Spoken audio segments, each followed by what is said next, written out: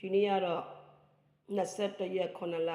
2026ခုအင်္ဂါနေ့နနက်ခင်းမင်္ဂလာ10:55မိနစ်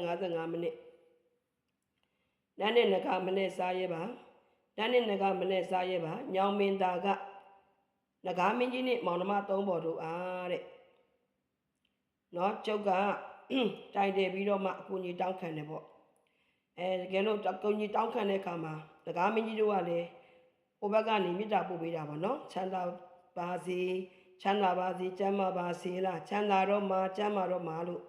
နဂမင်းကြီးကိုယ်တိုင်ပေါ့နော်မေတ္တာပို့တာပေးတယ်ဒါကိုမြင်ချင်းအပြင်ကျွန်တော်တို့ကလည်းနဂမင်းကြီးတို့ထံကနေစုတွေတောင်းတယ်ပေါ့ဗျာကျော်တော်လူဘဝမှာလိုအပ်တဲ့နော်ကျမ်းမာလူငွေစီးပွားရေးငွေရေးကြေးရေးပေါ့ကိစ္စအဝဝအတွက်ပေါ့အဲ့တော့နဂမင်းကြီးတွေချက်ချင်းလက်ငင်းပေါ့နော်တက်တွေပြခဲ့တယ်အဲကြောင့်မို့နဂမင်းကြီးရဲ့ပုံမှာနဂမင်းကြီးတစ်ပါးတည်းမဟုတ်ဘူးနဂမင်းကြီးတယောက်တည်းမဟုတ်ဘူးနဂမင်းကြီးတော့မောင်နှမ3ပါးရှိတယ်နော်3ပေါ်ရှိတယ်ဒါကြောင့်မို့ဒီနေ့ကျုပ်ကမွေးနေ့လည်းဖြစ်တဲ့အတွက်ကျုပ်ပေးထားတဲ့ခရီးအတိုင်းပေါ့နော်ကျုပ်ကလည်းခရီးတီမှကြိုက်တယ်ဒါပေမဲ့အတက်နိုင်ဆုံးတော့တီအောင်လုပ်ချင်တယ်ပေါ့နော်ဒါကြောင့်မို့ဒီမှာနဂမင်းကြီးတို့မောင်နှမ3ပေါ်အတွက်နော်နာဂအာဟာရဖြစ်တဲ့နို့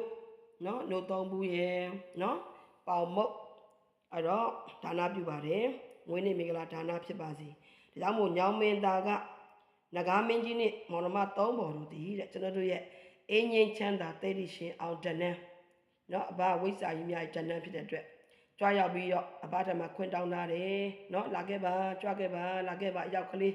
အယောက်ပြေးလာခဲ့ပါမြတ်စွာဘုရားကိုဒီနေ့မွေးနေ့မင်္ဂလာအတွက်စွန်းနေစွန်းဟင်းနေတောက်တော်ကြရင်လည်းကပ်ထားတယ်ဤကောင်းမှုကုသိုလ်အတူတူရရှိပါစေတယ်လေကျွန်တော်ကကိုလုံးရမယ့်တာဝန်ဂရိသစ္စာတည်စွာဖြင့်ပြုလုပ်ပါသည်ဒါကြောင့်မို့ယနေ့ချိန်ရစပြီးကျွန်တော်ရဲ့မွေးနေ့မင်္ဂလာအင်္ဂါနေ့ရစပြီးတော့ဗျာ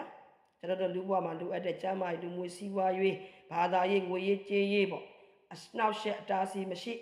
အားလုံးရွှေပင်ငွေပင်ပရွှေလန်းငွေလန်းပွင့်ရွှေတောင်ငွေတောင်ပေါက်တဲ့အထိကဲဝိုင်းဝန်းကူညီပြီးတော့စောင့်ရှောက်ပါဝင်နိုင်ပါစေနော်ဒီနေ့နဂရစ်တောင်ဆရာတော်ဘုရားဩဝါဒနဲ့2ကြိမ်မြောက်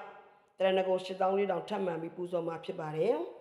ကဲနဂမင်းကြီးမောင်နှမ3ပါးတို့လည်းတက်တဲ့အရာမှာထားပါတယ်ဗျာကျွန်တော်ပြည်မြကောင်းမှုကုသိုလ်ထပ်တူရရှိပါစေနော်ကဲလှူပေးတယ်ဗျာ